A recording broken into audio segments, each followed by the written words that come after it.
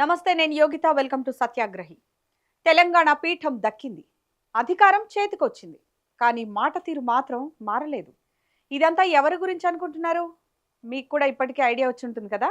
Correct, Revanth Reddy గురించే.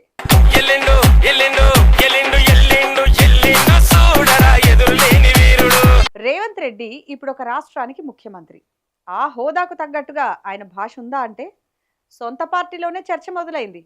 ఏ కార్యక్రమమైనా, ఏ సందర్భమైనా కేసీఆర్ కుటుంబమే టార్గెట్గా రేవంత్ రెడ్డి వాడుతున్న చావు భాష ఇప్పుడు చర్చనీయాంశంగా మారింది. చివరికి పక్కనే ఉన్న అధికారులు కూడా నవ్వుకునే పరిస్థితి వచ్చింది. ఈ స్టోరీలో మరిన్ని డీటెయిల్స్లోకి వెళ్లే ముందు సత్యాగ్రహి ఛానల్ను సబ్స్క్రైబ్ చేసుకోండి. రేవంత్ రెడ్డి తీరు ఎప్పుడూ ఒకటే. వీలైతే తిట్టు లేదా బూతులతో విరుచుకుపడు. ప్రతిపక్షంలో ఉన్నా, ఇప్పుడు ప్రభుత్వంలో ముఖ్యమంత్రి హోదాలోకి మారినా ఆయన విమర్శల స్టైల్ మాత్రం మారలేదు. ప్రతిపక్షంలో ఉన్నప్పుడు అంటే సరే ఏదో అన్నారు అనుకున్నా, అధికారంలోకి వచ్చిన తర్వాతైనా మారాలి కదా. లేదు, ఇప్పుడు సీఎంగా ఉండి కూడా డెవలప్మెంట్ ప్రోగ్రామ్స్లో, ప్రభుత్వ అధికారిక సభల్లో సైతం అభివృద్ధి గురించి కాకుండా కేసీఆర్ను వ్యక్తిగతంగా దూషించడమే పనిగా పెట్టుకున్నారనే విమర్శలు వినిపిస్తున్నాయి. సభకున్న ప్రాముఖ్యతను పక్కనబెట్టి పాత కక్షలను వెళ్లగక్కేలా కేసీఆర్ను తీవ్రంగా విమర్శించడమే తన పని అన్నట్లు వ్యవహరిస్తున్నారు రేవంత్ రెడ్డి.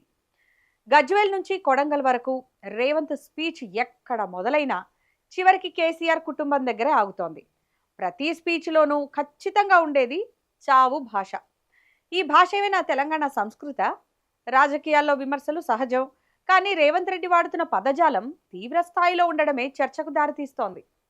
చావు దెబ్బ తీస్తాం, బొంద పెడతాం, పాడే మోస్తాం ఇలాంటి పదాలను బహిరంగ సభల్లో వాడటంపై మేధావుల నుంచే కాదు, సామాన్యుల నుంచి కూడా అభ్యంతరాలు వ్యక్తమవుతున్నాయి. ముఖ్యమంత్రి స్థాయిలో ఉండి ప్రత్యర్థి మరణాన్ని లేదా అంతిమ సంస్కారాలను గుర్తు చేసేలా మాట్లాడటం సభ్య సమాజంలో చులకన చేస్తోందనే వాదన బలంగా వినిపిస్తోంది. జనరల్గా ఏదైనా పథకం ప్రారంభోత్సవంలోనో లేక సంక్షేమ పథకాల పంపిణీలోనో ఆ పథకం గొప్పతనం గురించి చెప్పాలి, దానివల్ల ప్రజలకు ఎంత ఉపయోగమో వివరించాలి.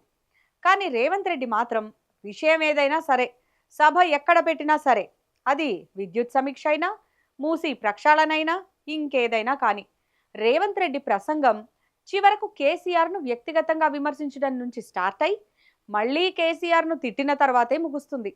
ముఖ్యమంత్రి స్థాయిలో ఉండి నిరంతరం ప్రత్యర్థులను తిట్టడం ద్వారా, అది కూడా కేసీఆర్ను తిట్టడం వల్ల ప్రజలకు చిరాకు కలుగుతోంది. అసలు కేసీఆర్ను తిట్టడం కాకుండా ఈ ప్రభుత్వం ఇంకేం చేస్తోంది అన్న అనుమానాలు కూడా వస్తున్నాయి. విమర్శల మీద పెట్టిన శ్రద్ధ పాలన మీద పెడితే బాగుంటుంది కదా అని ప్రజలు నేరుగానే తమ అభిప్రాయాన్ని వ్యక్తం చేస్తున్నారు. మాటల్లో విద్వేషం, చేతల్లో విధ్వంసం, ఇవే కదా రేవంత్ రెడ్డి చేస్తోందని గట్టిగానే విమర్శిస్తున్నారు. అసలు ఏ ముఖ్యమంత్రి అయినా ఒక సభ పెడితే ఆ సభలో గంభీరంగా మాట్లాడతారు, తమ పాలన గురించి చెప్తారు.